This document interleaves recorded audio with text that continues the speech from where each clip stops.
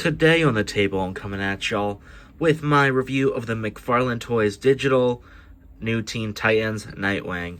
Now, this is like the classic disco wingsuit. I was very excited for this one. It has some very nice art on the back. You see Dick Grayson up there, Batman, Robin. It just looks really nice. I'm very excited to take a look at this guy. Now, while I am excited for him, I know I'm going to be disappointed by a few things. It seems like off the bat, his paint seems a little odd. The yellow seems a little faded or just not done right in some spots. And then the lack of accessories will also be annoying. But let's just open this guy on up.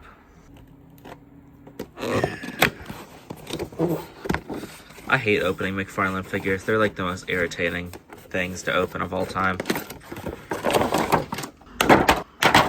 All of our ties are now cut, so we're just going to take this guy on out.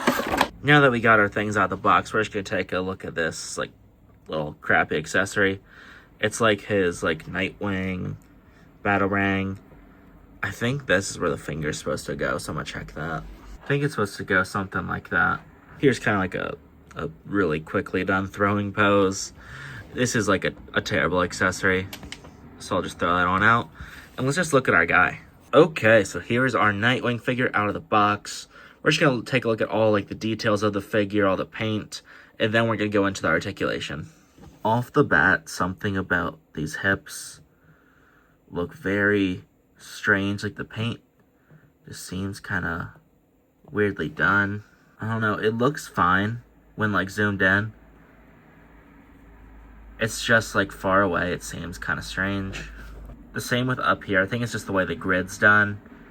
It seems strange from afar, but it looks better up close. It's not terrible quality or anything. I think this little seam here looks a little strange, but it's not bad. There's also some weird gappage on the chest area. My main problem comes from these caps, because they're not butterfly joints, they're ball joint caps. I don't know why they don't paint on them. I feel like they could. I don't think it would scratch or anything, but it's it just leaves a weird gap. This should be a two-tone one at least. They should at least do double colored.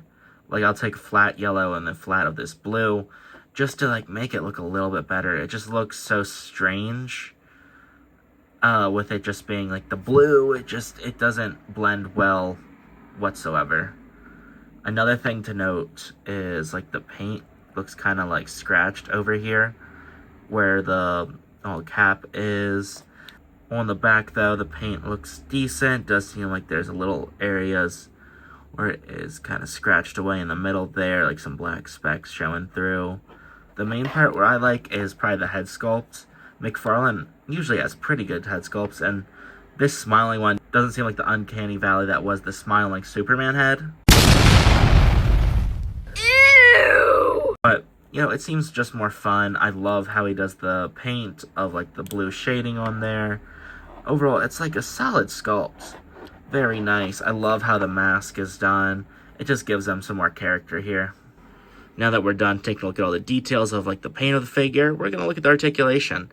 And that's probably where they're going to lose me, as McFarlane's usually do. This is the default looking straight for his head. Looking up is, non-existent. Probably just because of that collar there. Looking down is also pretty limited. You do get some tilt, which isn't bad. Then of course we got our little hubcaps here. It doesn't add range inward, so it's still straightforward there. Adds a tiny bit of range in the back, which does help out a little bit. It does seem like mine has a QC issue with the paint that I didn't notice. The yellow on his left shoulder goes all the way through, while this one leaves a bit of a gap there, which is strange. Then for his torso, of course, since McFarlane, the bend's basically non-existent. Back bend though is pretty decent. His arms go a little bit past 90. You get a bicep twist there. Double jointed arms that go all the way up. Then, of course, you get the McFarlane wrist pegs. Then, for his kick, you can get a decent bit up. You can get a bit back. And, oh wow, he does full splits. That is crazy good. Which is good because, you know, he's obviously a more acrobatic character, you know. You could get him doing some little crazier poses here. One thing I really hate about McFarlane figures is these diapers. I wasn't too big of a hater on them for a while. But if you keep them, like, posed for a while, they'll start to warp, which is annoying. I feel like they shouldn't do that. You can already see, like, it leaves gaps after you just move the leg up. Speaking of the leg, we can move down.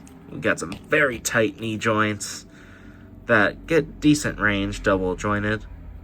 He cannot kick his butt, though. He's a little too caked up, apparently. Shoo.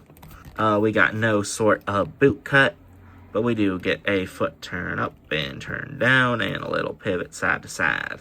And for his final points of articulation, we do have toe joints, of course, as every McFarlane does.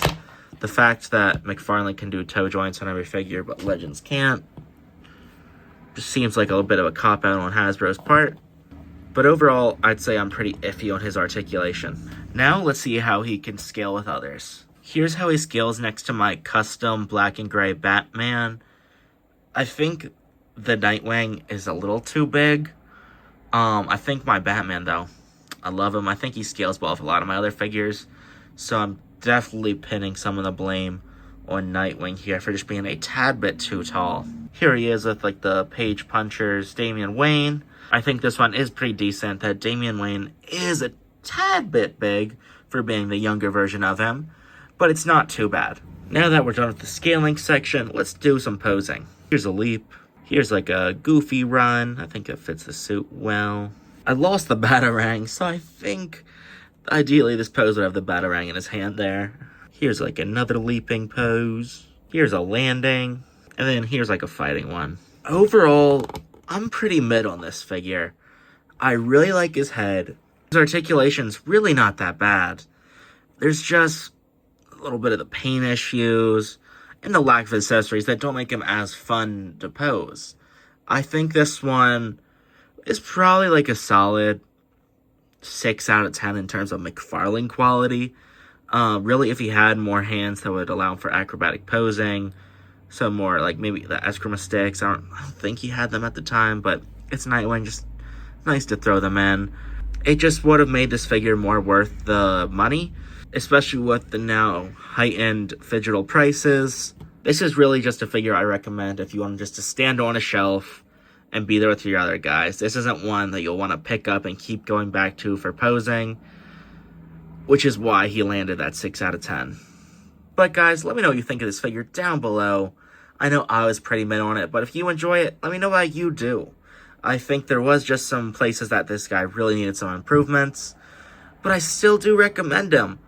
But with that, that's all I got for you guys today. Have a wonderful day, y'all. See ya.